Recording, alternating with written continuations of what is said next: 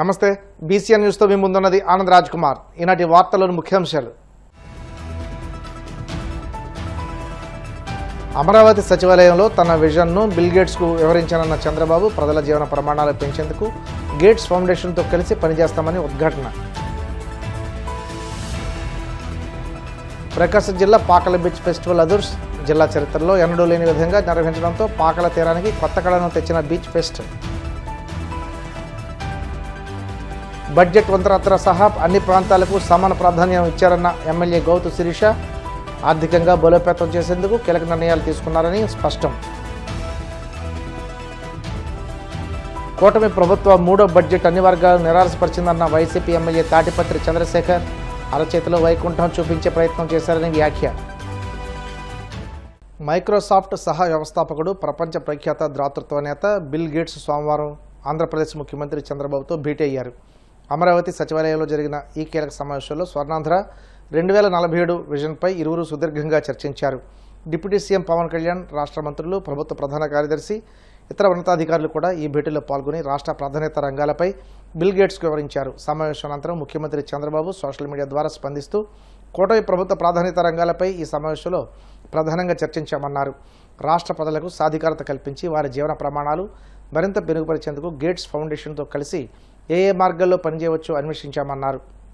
ప్రకాశం జిల్లా సింగరాయకొండ మండలం పాకాల సముద్ర తీరం రాష్ట్ర టూరిజం శాఖ ఆధ్వర్యంలో జరుగుతున్న బీచ్ ఫెస్టివల్ చివరి రోజు సందర్శకులతో కిక్కిరిసిపోయింది. సముద్రంలో సేదతీరడం, బోట్ రైడింగ్, గుర్రపు స్వారీ, హెలికాప్టర్ రైడ్ వంటి వినోద కార్యక్రమాలలో ప్రజలు ఉత్సాహంగా పాల్గొన్నారు. పలువురు ప్రముఖులు కూడా ఈ కార్యక్రమంలో సందడి చేశారు. పలువురు మంత్రులు మాట్లాడుతూ రాష్ట్రాన్ని గ్లోబల్ టూరిజం డెస్టినీగా మార్చడానికి ముఖ్యమంత్రి చంద్రబాబు ప్రత్యేక చర్యలు తీసుకుంటున్నట్లు తెలిపారు. ఇందులో భాగంగా పాకాల బీచ్ను మరింత ఆకర్షణీయంగా అభివృద్ధి చేస్తామన్నారు.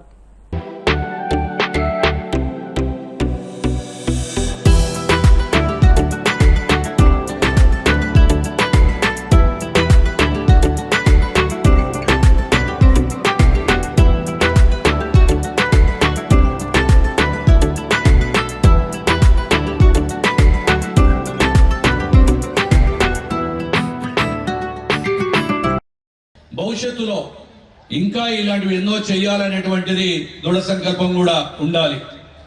ప్రభుత్వం ఎప్పుడు చెప్తానే ఉంటుంది, త్వరలోనే హ్యాపీ డేస్, హ్యాపీ సండేని కూడా మొదలు పెట్టబోతా ఉన్నారు గౌరవ ముఖ్యమంత్రి గారు. ఏ సాయంకాలం అయినా కానీ కూడా ఎంతో ఒత్తిడితో ఉంటాము. ప్రతి కుటుంబంలో కూడా ఇవి మర్చిపోవాలంటే 6 నెలలకు ఒకసారో 3 నెలలకు ఒకసారో ఇయర్లీ వన్సారి కూడా చేస్తా ఉంటే అన్ని మర్చిపోతారు.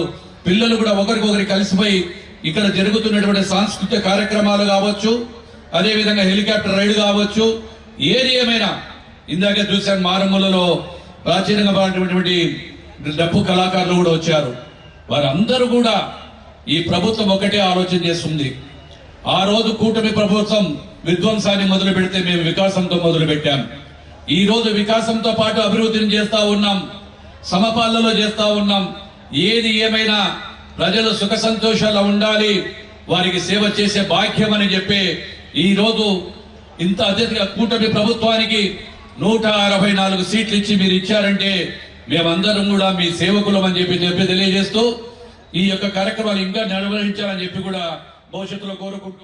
చాలా అద్భుతమైనటువంటి కార్యక్రమం. ఇది చేయాలంటే అది ఒక్క కూటమి ప్రభుత్వంకే సాధ్యమవుతుందనే విషయాన్ని సందర్భంగా తెలియజేస్తాం. ఈనాడు ఈ రోజు మనం చూసుకుంటే ఆనాడు చంద్రబాబు నాయుడు గారు ముఖ్యమంత్రిగా ఉన్నప్పుడు అనేక కార్యక్రమాలు చేశాం. అనేక పుష్కరాలు కానీ ఇలాంటి అనేక కార్యక్రమాలు చేశాం. అలాగే కూటమి ప్రభుత్వం వచ్చిన తర్వాత మేము కూడా మచిలీపట్నంలో మొన్న జూన్ మాసంలో చేసాం బీచ్ ఫెస్టివల్. తొలిగా అక్కడే స్టార్ట్ చేసాం. చాలా అద్భుతంగా ఏర్పాట్లు చేయడం జరిగింది. తర్వాత విజయవాడ ఉత్సవం జరిగింది. అదేవిధంగా విశాఖ ఉత్సవం, మొన్న విశాఖ అనకాపల్లి ఉత్సవాలు జరిగినాయి.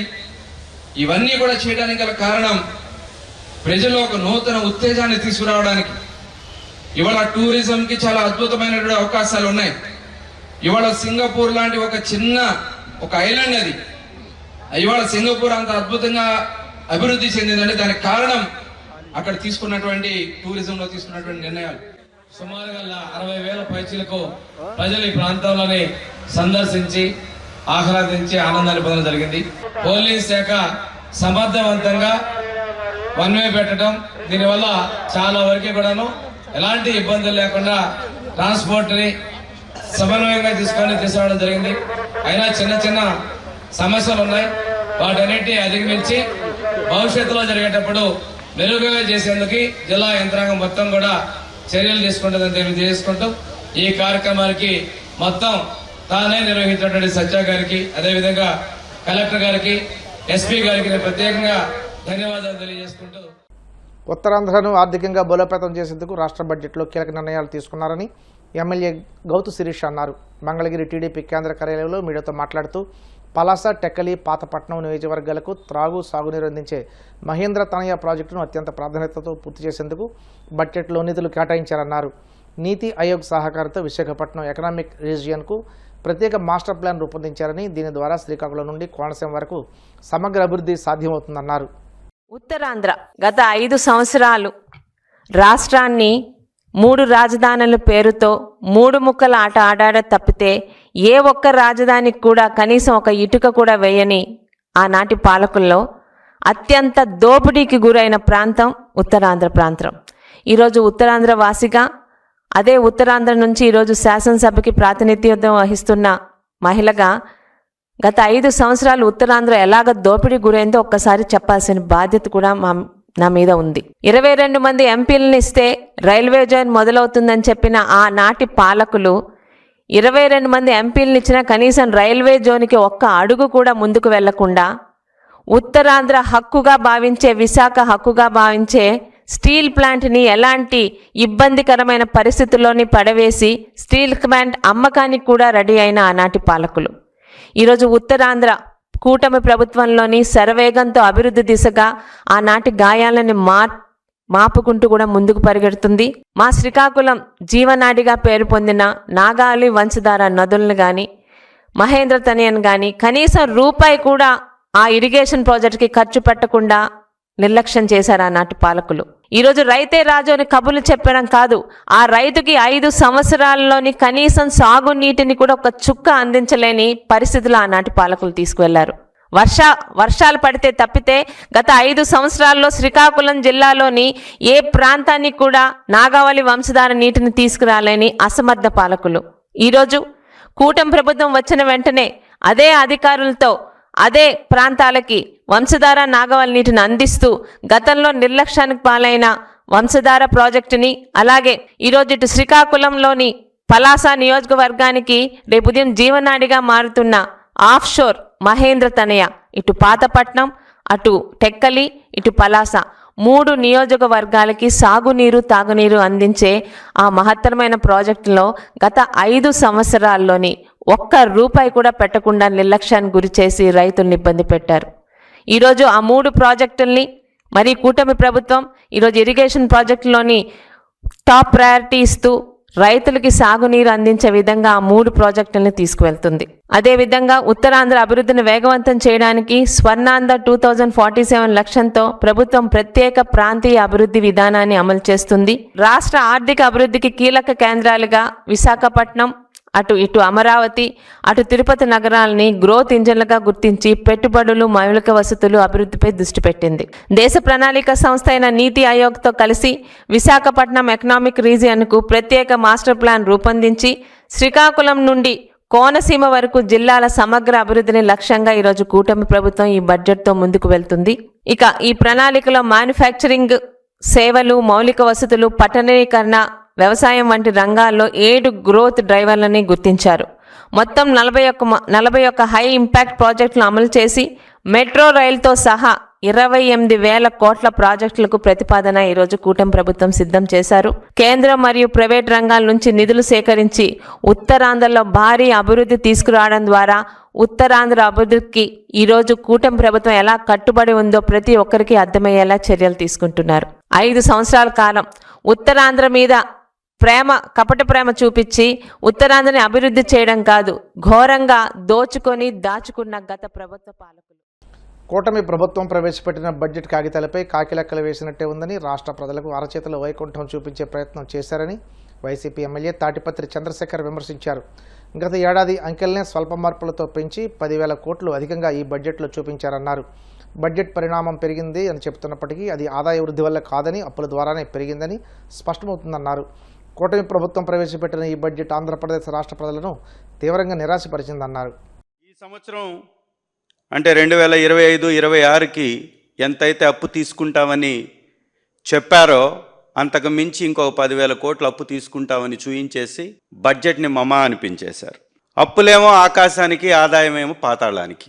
క్లియర్గా వారి లెక్కల్లోనే కనపడిపోయింది. ఇది అరచేతిలో వైకుంఠం చూపించేటటువంటి ప్రయత్నాన్ని అయితే చేశారు తప్ప అంకెలను మార్చలేరు కదా. అసెంబ్లీ సాక్షిగా చెప్పినటువంటి అంకెల్లో వారి డబ్బా మాటలు, గాలి కబుర్లు, అసత్యాలు ఒక్కొక్కటిగా వారు చేసినటువంటి కామెంట్లకి ఆన్సర్లుగా కూడా కనపడ్డాయి. మూడో బడ్జెట్లో ఏ ఒక్క వర్గానికి కూడా న్యాయం చేసేటట్టుగా చెయ్యాలనే ఆలోచన ఉన్నట్టుగా కూడా కనిపించలా. ఆడబిడ్డ నిధి ఎత్తేశారు, నిరుద్యోగ భృతి 0, కేటాయింపులు శూన్యం, 50 సంవత్సరాలు పైబడ్డటువంటి వారికి పెన్షన్స్కి కేటాయింపులు లేవు, ఎస్సీలకి, ఎస్టీలకి, బీసీలకి, వెనుకబడినటువంటి వర్గాలకి, మైనారిటీలకి కేటాయింపులు లేవు. టోఫెల్, సిబిఎస్ఈ, ఐబీ సిలబస్ని రద్దు చేస్తున్నట్టుగా ఆర్థిక మంత్రితో చెప్పించారు. అంకెల గారడీలతోటి వారు గతంలో చెప్పినటువంటి గత బడ్జెట్లో ఎన్ని తప్పులు చేశారో, వారు ప్రవేశపెట్టినటువంటి బడ్జెట్లో మూలధనం వ్యయం ఎంత ఖర్చు చేస్తామని చెప్పారో అది కూడా సాధించలేకపోయారు. 9 నెలల తర్వాత 2025-26కి మూలధనం వ్యయం చేసింది ఎంత అంటే 19,000 కోట్లు మాత్రమే. చూపించింది మాత్రం వాళ్ళు మొట్టమొదటిగా చూపించింది 40,635 కోట్లు, సవరించింది మళ్ళీ 33,134 కోట్లు. ఏమయ్యా రాదు అని సవరించిన తర్వాత మళ్ళీ ఈ సంవత్సరం 48,000 కోట్ల రూపాయలు మూలధన వ్యయంగా ఎలా మీరు చూపిస్తారు? ముక్కుతూ మూలుగుతూ 2020-25కి 25-26కి 20,000 కోట్లు ఈ 10 నెలలకు చేయలేనటువంటి మీ చెత్త ప్రభుత్వం నెక్స్ట్ ఇయర్కి, వచ్చే ఏడాదికి 48,000 కోట్ల రూపాయలు ఏ విధంగా చూపిస్తుంది? ద్రవ్యలోటులో ఈ దేశంలో టాప్, ఆదాయం 3% లోపు, అప్పులు మాత్రం 30% పైన. ఆదాయం పాతాళాన్ని చూస్తుంటే అప్పులు ఆకాశాన్ని చూస్తున్నాయి. పోనీ ఇంత అప్పులు చేసి ఏమన్నా మధ్యతరగతి వారికి, వ్యవసాయ ఆధారిత రైతులకి, విద్యా వ్యవస్థకి, వైద్య వ్యవస్థకి, పారిశ్రామిక రంగానికి ప్రోత్సాహాలు ఉంటాయంటే నిజంగా నామమాత్రం అనే చెప్పాలి, ఇంకా కొన్నిటికి శూన్యం అని కూడా చెప్పాలి. నాడు నేడుకి 500 కోట్లు కేటాయించారు. ఈ రోజు వరకు ₹1 ఖర్చు చేయాల. 2 సంవత్సరాలైనా కూడా నాడు నేడు కింద రూపాయి ఖర్చు చేయాల. గత సంవత్సర బడ్జెట్ని 3,22,359 కోట్లకు చూపించి సవరించి మళ్ళీ 3 లక్షల కోట్లకి తగ్గించారు. మరి ఈసారి మాత్రం 3,30,000 కోట్ల పైచిలుకు చూపించారు. ఎలా పెరిగింది? ఎలా పెరుగుతుంది? ఆదాయ వనరులు ఎక్కడా పెరుగుతున్నట్టు చూపించలేదే. రోజు రోజుకి ద్రవ్యలోటు పెరిగిపోతుంటే 2047కి 15% జిఎస్డిపి టార్గెట్ అని, స్వర్ణాంధ్ర అని పెద్ద పెద్ద మాటలు, కాకమ్మ కబుర్లు. ఈ బడ్జెట్ మొత్తం మాటలు ఎక్కువ, కేటాయింపులు తక్కువ. ఏ ఒక్క వ్యవస్థకు కూడా కేటాయింపులు లేవు. తల్లికి వందనం అరాకొరా కేటాయింపులు, రైతులకి పంట సహాయం అరాకొరా, కొత్త పెన్షన్ ఊసేలేదు. ఈ రోజు వరకు ఒక్క పెన్షన్ ఇవ్వలేదని మంత్రి చెప్పాడు. 50 ఏళ్ల పైబడ్డటువంటి బీసీలకి వారికి ఇస్తానన్నటువంటి వారికి కేటాయింపులు లేవంటే టోటల్గా ఎత్తేసేశారు. ఇక ఈ బడ్జెట్ తర్వాత వాళ్ళ యొక్క ఉనికే ప్రశ్నార్థకం అయ్యేటటువంటి పరిస్థితి కనపడుతుంది. వాళ్ళు ఇంకా పూర్తిగా అన్ని వర్గాలని వదిలేశారని చెప్పకనే ఈ బడ్జెట్ చెప్తూ. ఇప్పుడు కాసేపు ప్రకటనలు.